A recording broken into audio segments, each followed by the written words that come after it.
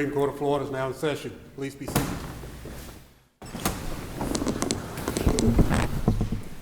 We now take up the third case on the docket today, Beaman versus the state of Florida. Counsel?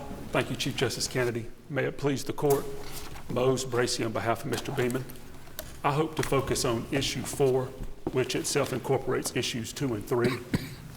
With that in mind, this case is about recognizing that in certain circumstances, society's interest in the integrity of judicial proceedings and the fair administration of justice outweigh an individual's interest in autonomy. A capital defendant should not be allowed to obtain death by default, to, at the extreme, pursue, quote, state-aided suicide, end quote. In that context, this case is an outlier. It is the rare case in which not only the capital defendant invited a death sentence, but also the trial court arbitrarily and unreasonably failed to ensure that the propriety of that sentence could be established according to the law. And I hope to make 6 main points in support of that basic proposition. 1, where a capital defendant invites the possibility of a death sentence, the trial court still has to ensure that the propriety of that sentence can be established according to the law. 2, in order to establish that propriety, 3 basic things have to happen. 1, the sentencer has to render a reasoned, individualized sentencing determination. 2, this court has to conduct a proportionality review. And 3, the death sentence has to be reliable and reasonably consistent. The third main point would be that for those 3 things to happen, the trial court has to fulfill 2 critical duties. 1, bringing forth all available mitigating evidence, and 2, considering all the believable, uncontroverted mitigating evidence. Again, this is where the defendant invites the death sentence. The fourth main point would be that here in this case, the trial court failed to fulfill those 2 critical duties.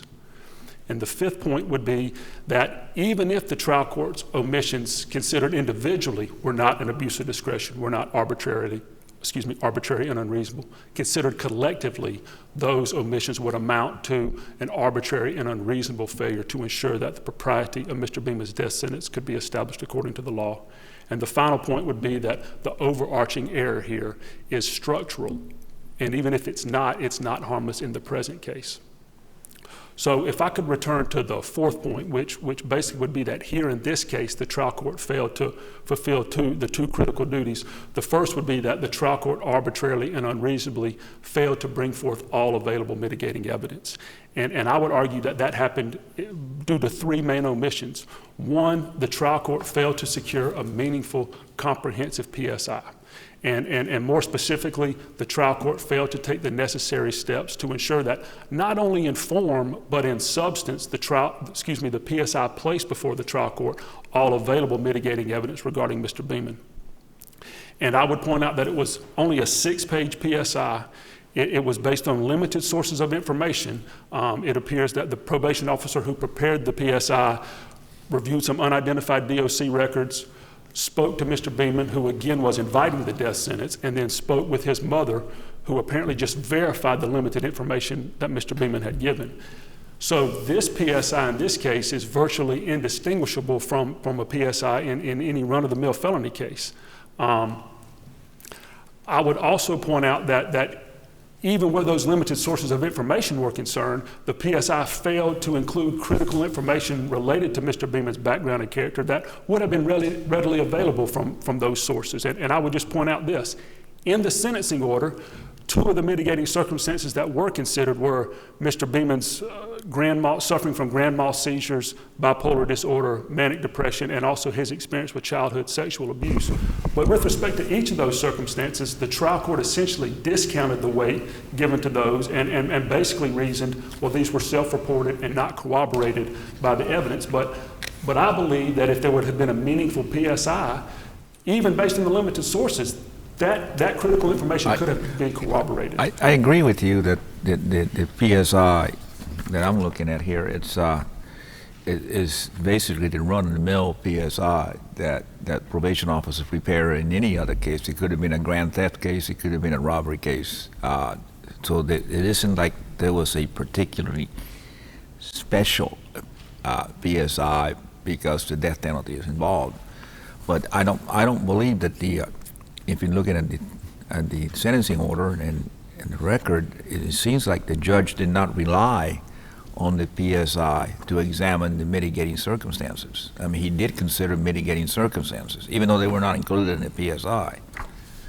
So your position, I take it, is that the PSI should have delved into the mitigating circumstances?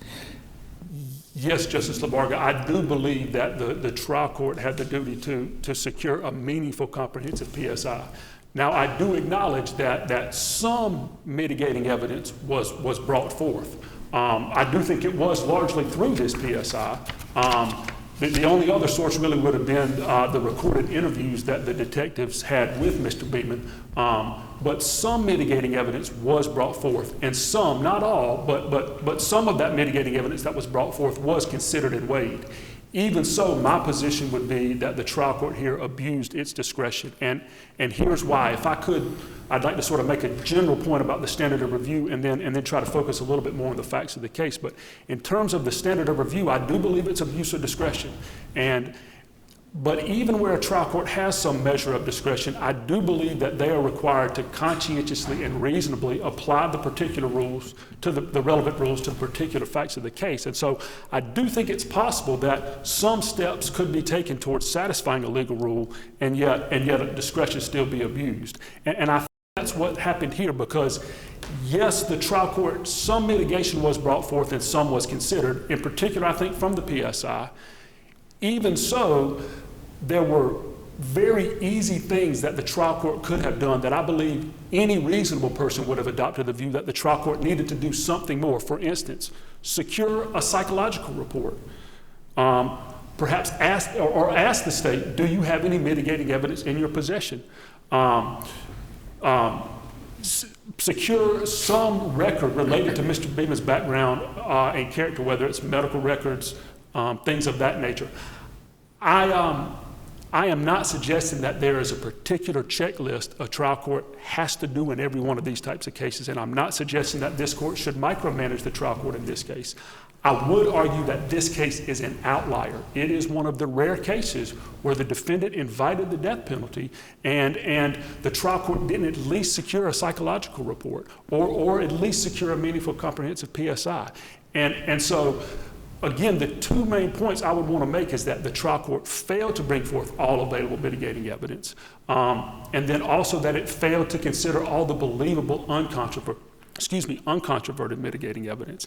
And where the second is concerned, I would point out that there was certain evidence before the court. Again, I do acknowledge the trial court considered some mitigating evidence, but there was some mitigating evidence before the court that, generally speaking, related to Mr. Beaman's mental health and family background, his experience in prison, and his experience with childhood sexual abuse, as well as his son's experience with childhood sexual abuse, at least knowledge of that fact, and the impact that those experiences and that knowledge had on this incident at issue here.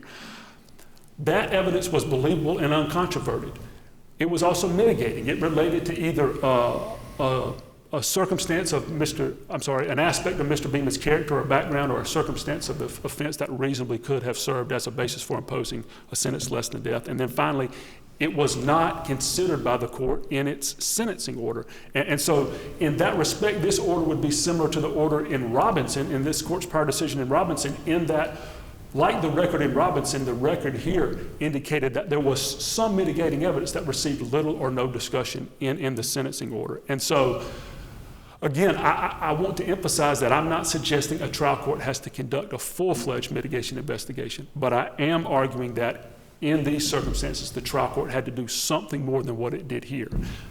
I'd also like to point out that if the trial court had brought forth all available mitigating evidence, one, that may have caused the court to consider some mitigating circumstances in addition to the handful of mitigating circumstances that it did consider, but it also may have caused the court to give more weight to the circumstances that were considered here.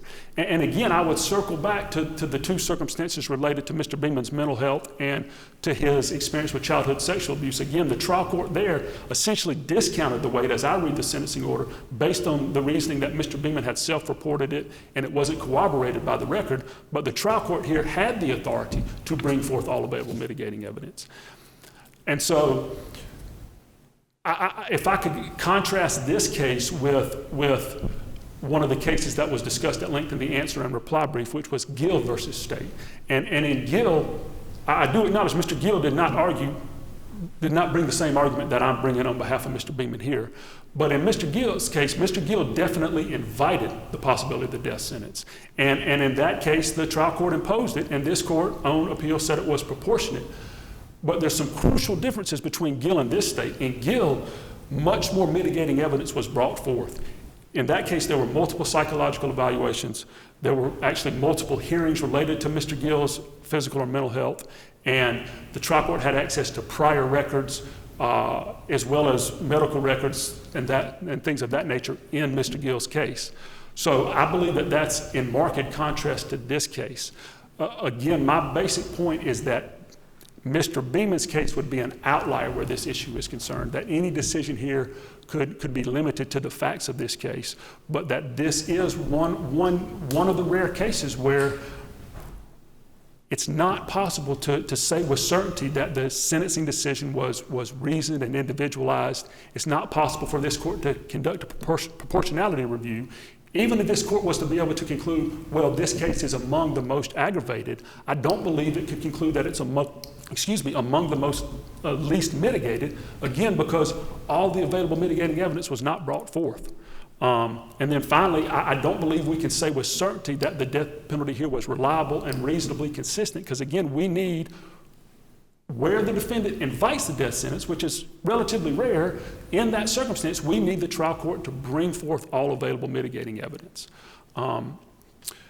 So if I could briefly touch on issue one, in connection with issue one, the trial court arbitrarily and unreasonably failed to ensure that Mr. Beaman's waiver of his right to present mitigating evidence was knowingly, voluntarily, and intelligently made. And I would want to make two kind of crucial points in support of that basic proposition. One, I don't believe the trial court appreciated that the waiver had to be knowing, voluntarily, and intelligently made.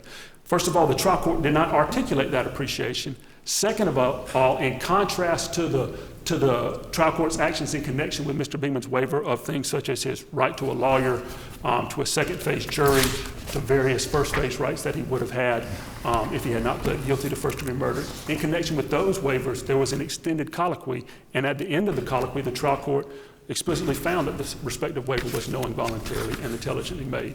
In contrast, where the waiver of mitigation was concerned, it was a brief colloquy, and there was no mention at that time of whether the waiver was knowingly, voluntarily, and intelligently made. The second point I would want to make is that even if the trial court appreciated that the waiver had to be knowingly, voluntarily, and intelligently made, it failed to take reasonable, conscientious steps to ensure that Mr. Beaman's waiver was knowingly and intelligent. In particular, it failed to tell him what mitigating evidence was, and at the time that he waived this right.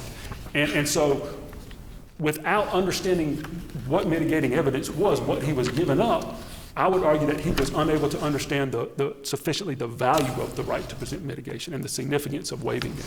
And I would point out that in contrast to in DeRocher, one of this court's prior decisions in which the waiver was found to be knowing, voluntary, and intelligent, in that case, the trial court swore Mr. DeRocher in and closely questioned him on 2 days with respect to what he was giving up. Here, nothing like that happened. And so I would argue that in connection with issue one, Mr. Beaman's waiver was not knowingly, voluntarily, and intelligently made. If there are no further questions, I would reserve the balance of my time for rebuttal. Thank you.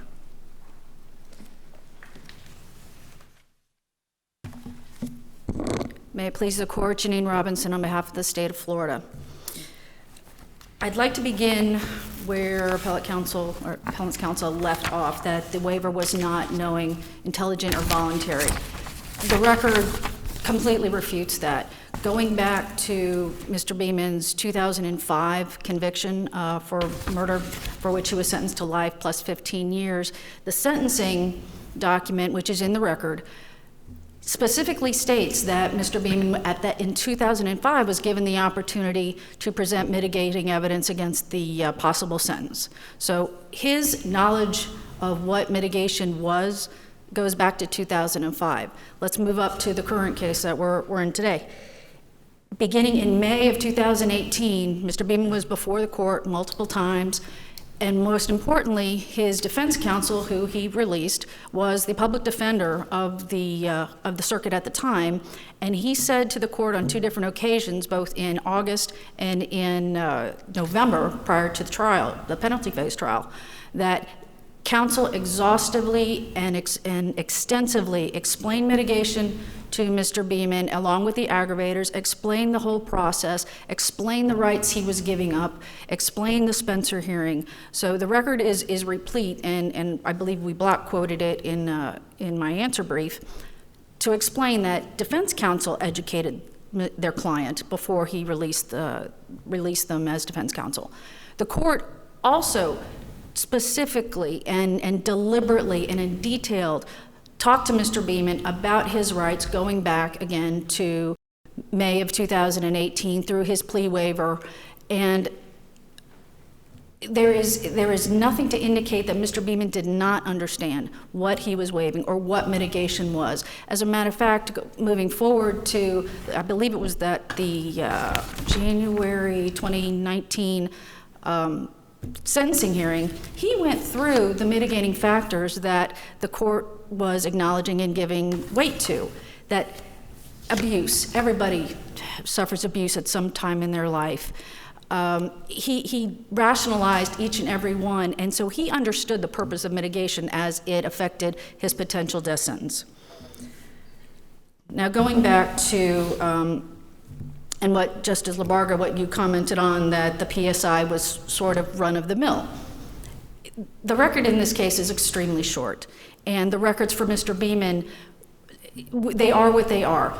Appellate counsel acknowledged that the investigator for the PSI reviewed records, and we know through Robertson there's no requirement of specific records being obtained. Most of the things were verified by Beaman's mother, including his past history of bipolar disorder and seizures, which the court acknowledged as mitigators. And so going through all of those, the judge took into account the PSI. He affirmatively accepted the state's representation of mitigation. Counsel, I believe, said that the state didn't put forward mitigation. Well, yes, they did, and they did it on the record. The judge took a lot of that into account, giving, I believe it was 7 mitigators that he found and gave weight to, and one of them, I believe, was mitigator number 2, where he lumped in the seizures, the bipolar disorder, and the manic depressive disorder, was a conglomerate of arguably several different mitigating factors. Let's see.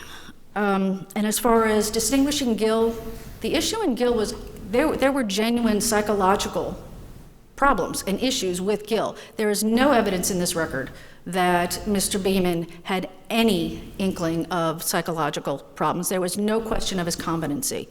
He was articulate, he was attentive. Even during the penalty phase trial, he had, quite frankly, very competent cross-examination questions and certain questions for the court. So the record does not at all discuss where any psychological report would have been mandated, or abuse of discretion by the judge not to require one. And with that, the state asks that you affirm this conviction and sentence unless there are any other questions. Thank you. If I could just quickly make a few points with respect to each issue. In terms of the waiver, I believe that I would acknowledge that Mr. Beaman's earlier lawyer, as well as the trial court, appeared to have explained the second phase trial process to Mr. Beaman prior to his waiver of mitigation. But I would argue that that is different from understanding what mitigating evidence actually is, from understanding that mitigating evidence is literally anything that may indicate a sentence of less than death would be appropriate, from understanding that mitigating evidence is not limited to the facts of a crime. I also would emphasize with respect to the waiver that Mr. Beaman waived his right to present mitigating evidence at a November hearing.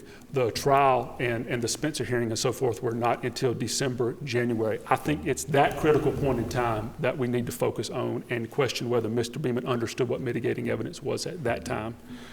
With respect to issue 4, I would just want to point out and re-emphasize that where a capital defendant invites the possibility of a death sentence, the trial court does have a responsibility to look out for society's interest in the integrity of the judicial proceedings and the fair administration of justice.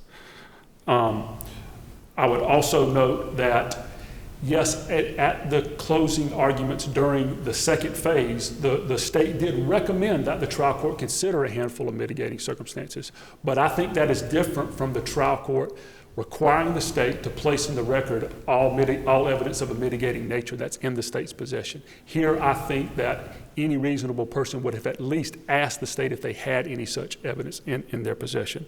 And then finally, I would point out that there were significant psychological concerns in Gill. I would argue that there were psychological concerns here, but because there was no psychological evaluation done, because all available mitigating evidence was not brought forth, we don't know with confidence how much psychological issues may have been present in this case. And again, I would just end by emphasizing that a capital defendant should not be allowed to effectively pursue state-aided suicide, and I would ask this court to reverse. Thank you. All right, we thank you both for your arguments. We now move to the final case on the docket.